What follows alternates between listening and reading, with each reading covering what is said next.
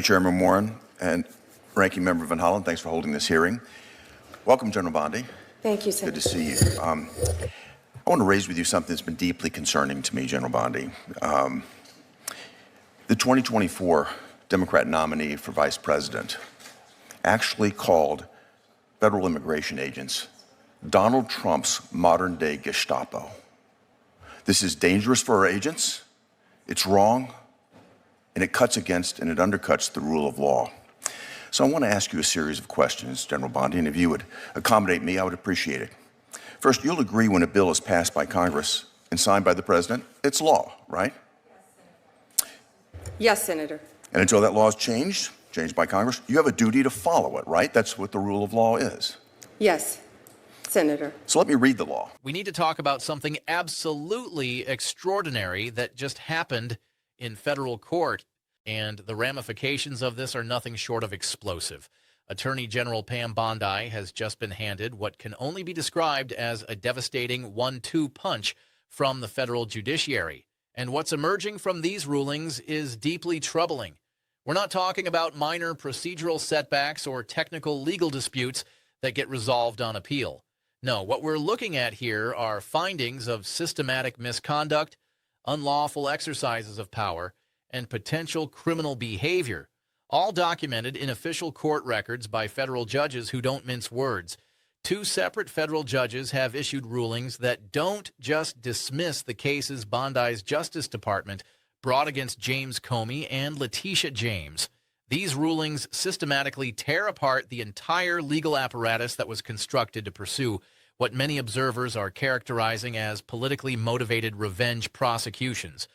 Your department has failed to respond to any of the 9 inquiries I have made and have responded to only 2 of 38 letters sent by my colleagues, the ranking members of the Senate and House Judiciary Committees, Senator Durbin and Congressman Raskin. So, Madam Attorney General, we have much to discuss this morning. I look forward to your testimony.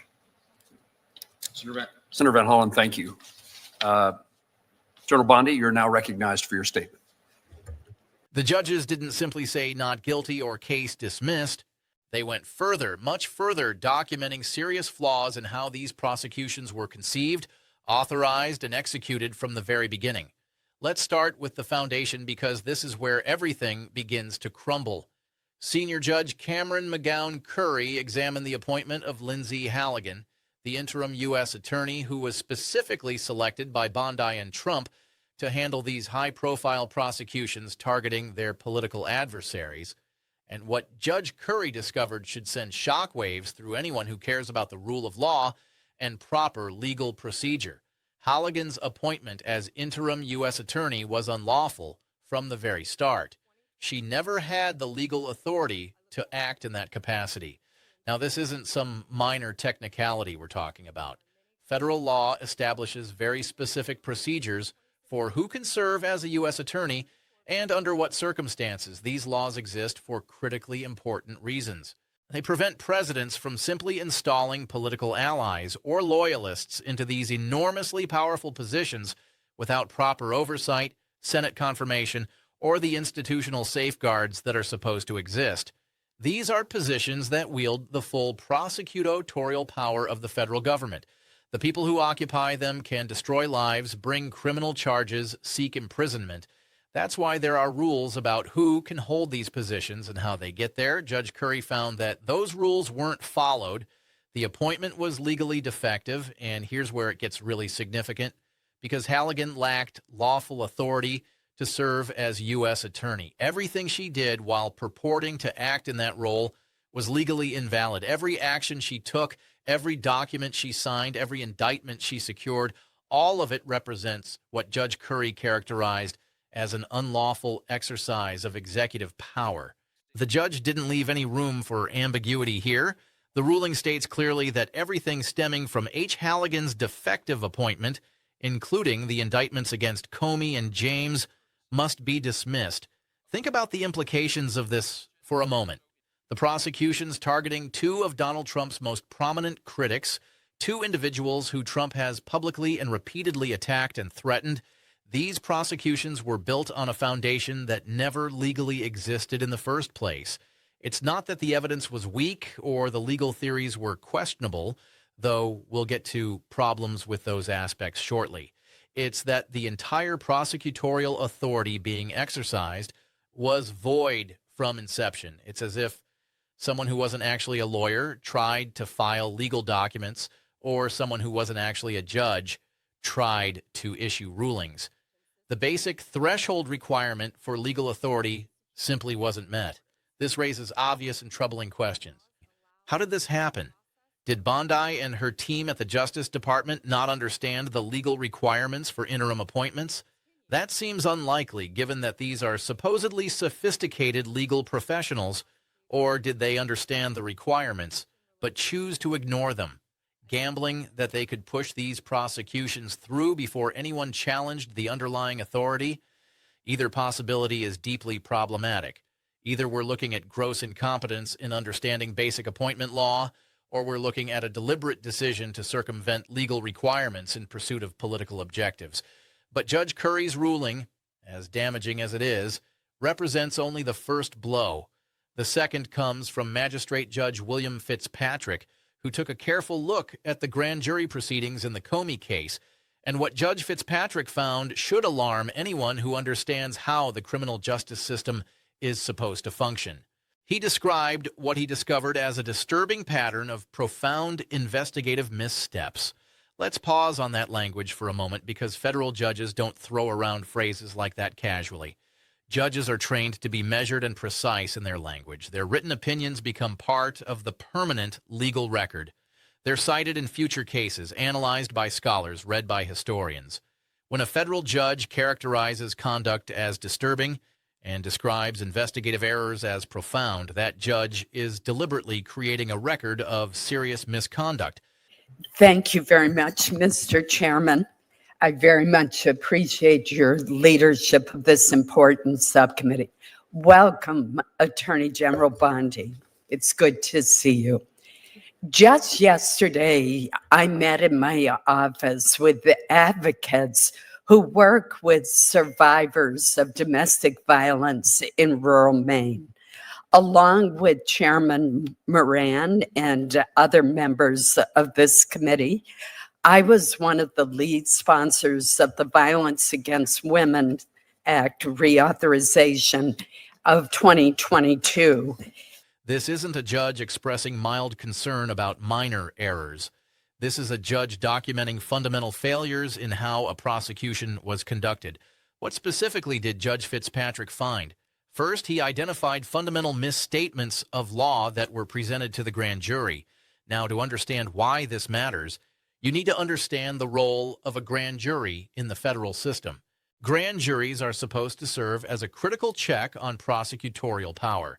They're made up of ordinary citizens who review evidence and determine whether there's probable cause to believe a crime was committed and whether charges should be brought. This is a constitutional safeguard enshrined in the Fifth Amendment, designed to protect individuals from overzealous or politically motivated prosecutions. But here's the thing. Grand jurors aren't lawyers. They rely on prosecutors to explain the law, to tell them what legal standards apply, to help them understand what elements need to be proven for a particular crime. Prosecutors have an obligation, both legal and ethical, to present the law accurately. They're officers of the court. They have a duty of candor. When prosecutors misstate the law to a grand jury, they're not just making innocent mistakes. They're corrupting the entire process, because grand jurors can't properly evaluate evidence if they're applying the wrong legal standards. Judge Fitzpatrick found that prosecutors fundamentally misrepresented legal requirements to the grand jurors in the Comey case. That means the grand jury was making decisions based on incorrect legal information. They may have voted to indict based on evidence that wouldn't actually support charges under the correct legal standards. This isn't aggressive prosecution or creative legal theory. This is misleading the grand jury, which undermines the entire purpose of having grand juries in the first place. Before we continue breaking down these devastating findings, if you're finding this coverage valuable and want to see more in-depth analysis like this, please consider subscribing to The Ethan Show. We're working toward our goal of 10,000 subscribers. and every subscription helps us continue bringing you detailed coverage of these critical legal and political developments. Hit that subscribe button and join our growing community. But the problems Judge Fitzpatrick identified don't stop with misstatements of law. He also found that potentially privileged material was improperly presented to the grand jury. Legal privilege isn't some technical loophole. It exists to protect fundamental rights and relationships. Attorney-client privilege, for example, protects confidential communications between lawyers and their clients, ensuring that people can seek legal advice candidly without fear that their conversations will be used against them later. When prosecutors bring privileged material before a grand jury, they're violating those protections and potentially tainting the entire proceeding. Think about how this works in practice. If grand jurors see privileged communications they shouldn't have access to, that information can influence their decision-making in ways that fundamentally undermine fairness. They might base their vote on information that should have been excluded, information that could prejudice them against the target of the investigation. Once that bell is rung, you can't unring it. The damage is done. And according to Judge Fitzpatrick, that's exactly what happened here. Privileged material was improperly put before the grand jury. Then we get to what might be the most shocking aspect of Judge Fitzpatrick's findings. He determined that the indictment process was so chaotic and disorganized that it's unclear whether the grand jury ever actually reviewed and approved the final charges that were filed against Comey. Read that again because it's almost hard to believe. In a normal, properly functioning prosecution, prosecutors draft an indictment, present it to the grand jury, the grand jurors review it and vote on whether to approve it, and only then is the indictment officially filed. That's how the system is supposed to work. That's what the Constitution requires. But Judge Fitzpatrick found the process was so jumbled, so poorly managed, that there are legitimate questions about whether this basic procedural requirement was even satisfied. It's possible the indictment was filed without the grand jury ever seeing the final version. If that's what happened, then the charges weren't properly authorized at all. You'd have prosecutors bringing criminal charges against a former FBI director without actually securing grand jury approval, which is a fundamental violation of how federal criminal prosecution is supposed to function. Now, we arrive at perhaps the most explosive and potentially criminal aspect of this entire saga, the security footage. After Judge Fitzpatrick issued orders requiring full disclosure and preservation of evidence, courthouse security cameras captured something remarkable. They captured Attorney General Pam Bondi herself, leaving the courthouse while carrying boxes of documents. Not boxes of personal belongings, not boxes of office supplies, boxes containing what appears to be case-related materials, evidence that should have been preserved pursuant to the judge's order. The timing here is absolutely critical and cannot be overstated. The footage shows Bondi exiting with these boxes shortly after the preservation order was issued. And here's where it gets even more damning. Investigators later reported that they could not locate case files that should have been in those very boxes. The timeline matches up perfectly. Judge issues preservation order. Bondi leaves with boxes. Files go missing. The timestamps align. The sequence of events is documented on video. You don't need a law degree to understand how problematic this looks when evidence disappears right after a court orders it to be preserved. And there's video footage of someone carrying boxes containing that evidence out of the courthouse. That's textbook obstruction of justice. This is exactly the kind of conduct that prosecutors routinely charge other people with committing. Evidence tampering, obstruction of justice, violation of court orders. These are serious federal crimes that carry significant penalties. Ever be an enemy's list within the Department of Justice? President-elect Donald Trump's pick for Attorney General Pam Bondi vowed not to use the U.S. Justice Department to target people based on their politics if she's confirmed for the position. But she dodged direct questions about investigating people scorned by the president-elect during her testimony on Wednesday before the Senate Judiciary Committee considering her nomination. I will not politicize that office. I will not target people simply because of their political affiliation. Now we arrive at perhaps the most explosive aspect of this saga, the security footage after Judge Fitzpatrick issued orders requiring preservation of evidence, courthouse security cameras captured something remarkable. They captured Attorney General Pam Bondi herself leaving the courthouse while carrying boxes of documents, not personal belongings, boxes containing what appears to be case-related materials that should have been preserved pursuant to the judge's order. The timing is absolutely critical. The footage shows Bondi exiting with these boxes shortly after the preservation order was issued. And here's where it gets even more damning. Investigators later reported they could not locate case files that should have been in those very boxes. The timeline matches up perfectly. Judge issues preservation order. Bondi leaves with boxes. Files go missing. The timestamps align. The sequence of events is documented on video. You don't need a law degree to understand how problematic this looks. When evidence disappears right after a court orders it preserved, and there's video footage of someone carrying boxes containing that evidence out of the courthouse, that's textbook obstruction of justice. This is exactly the kind of conduct that prosecutors routinely charge other people with committing. The irony is staggering. Pam Bondi is the Attorney General of the United States. She is the nation's chief federal law enforcement officer. Her job is to uphold and enforce federal criminal law, including laws against obstruction of justice and evidence tampering. She oversees federal prosecutors who bring charges against people for exactly this type of conduct, and now she appears to have been caught on camera engaging in the very behavior that her department prosecutes others for committing. Defense attorneys across the country are undoubtedly taking notes. Every time a federal prosecutor accuses a defendant of obstructing justice or tampering with evidence, defense counsel can now point to this situation. They can ask, how can you trust the Justice Department's prosecution when the Attorney General herself allegedly removed evidence after being ordered to preserve it? That's not just rhetorical. That's a legitimate argument that could affect case outcomes. When the institution bringing charges has been found to engage in the very conduct it's prosecuting, that damages its credibility profoundly. Let's zoom out and look at the bigger strategic picture.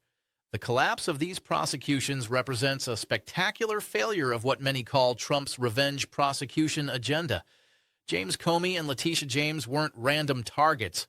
Comey led the FBI during the Russia investigation. He authorized inquiries into potential coordination between the Trump campaign and Russia. Trump fired Comey and has repeatedly called him a criminal.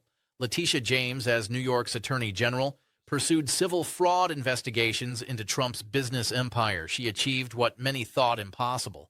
She actually held Trump accountable in court, resulting in massive financial penalties. These prosecutions were supposed to be Trump's vindication. Bondi was supposed to deliver convictions that would prove Trump's claims that his critics were the real criminals. They were supposed to send a message to anyone thinking about opposing Trump that if you come after him, he'll use the full power of the federal government to come after you. Instead, what happened?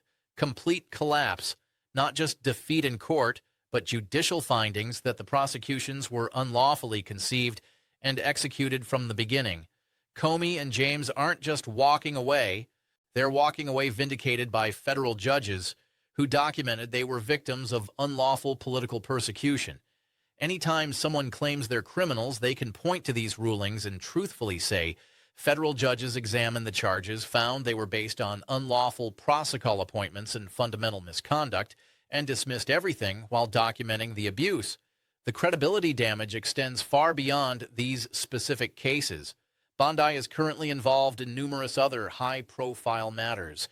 She's handling the Epstein files, one of the most scrutinized investigations in recent memory. Every decision she makes will now be viewed through the lens of these judicial findings of misconduct. How can the public trust her stewardship when federal judges have found this level of misconduct in other prosecutions she's overseen? Every filing her department submits, every representation her lawyers make, every assurance she provides, all of it is now tainted by these findings. That's the practical reality of having your professional conduct so thoroughly criticized by the federal judiciary. Trust once lost is incredibly difficult to rebuild. Bar associations in multiple states where Bondi is licensed may now initiate investigations. If the security footage shows what it appears to show, an attorney removing evidence after a preservation order, that could constitute grounds for professional discipline up to and including disbarment. Attorneys have been disbarred for far less serious conduct. There's also the possibility of criminal prosecution. Evidence tampering and obstruction of justice are federal crimes that carry prison sentences. While no sitting official would prosecute Bondi now, future administrations or a special counsel could potentially bring criminal charges if the evidence supports them. We're watching the aftermath unfold in real time. Congressional oversight committees will likely hold hearings. Inspector General investigations may follow. That security footage will be analyzed frame by frame. Other prosecutions from Bondi's tenure will face heightened scrutiny from defense attorneys and judges who remember these rulings. The Attorney General, who was supposed to embody law and order, has been exposed as someone whose operation allegedly couldn't follow basic legal procedures and may have engaged in criminal conduct. Trump wanted his Attorney General to prosecute his enemies. Instead, Bondi has handed those enemies vindication while exposing herself to scandal and potential criminal liability. The revenge prosecutions haven't just failed, they've spectacularly backfired, achieving the opposite of their intended purpose. The fallout is only beginning. When you attempt to weaponize the justice system and get caught, the consequences shape how every future action is perceived and judged. That's what's unfolding here, documented in federal court filings and captured on courthouse cameras for everyone to see. If this analysis helped you understand what's really happening, drop a heart in the comments if you watched until the end. And don't forget to subscribe to the Public Affairs as we work toward 10,000 subscribers.